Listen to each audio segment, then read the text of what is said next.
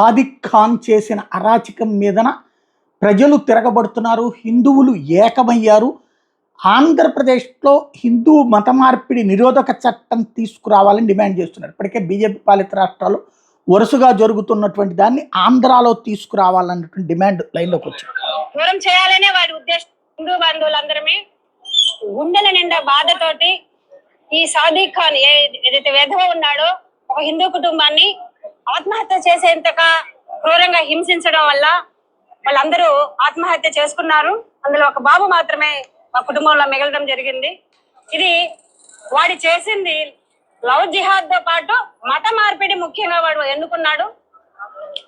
మత మార్పిడి చేయాలని 5 మందిని క్రూరంగా హింసించడం వల్ల మేము హిందూగానే జీవిస్తాం, హిందూగానే మరణిస్తామని వాళ్ళు అనుకొని సమాజంలో ఒక మంచి కుటుంబము సనాతన ధర్మం నుంచి దూరం అయ్యింది.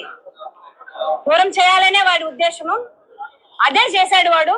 కానీ ఇక మీదట హిందువులమందరం కూడా జాగో హిందూ జాగో అని ఐక్యతగా ఉన్నాము.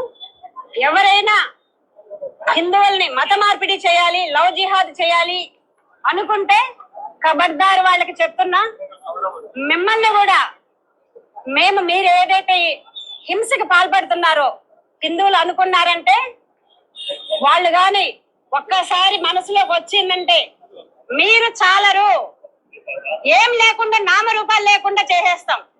ఇది చివరికి రివర్స్ వార్నింగ్ల దశకు వచ్చింది.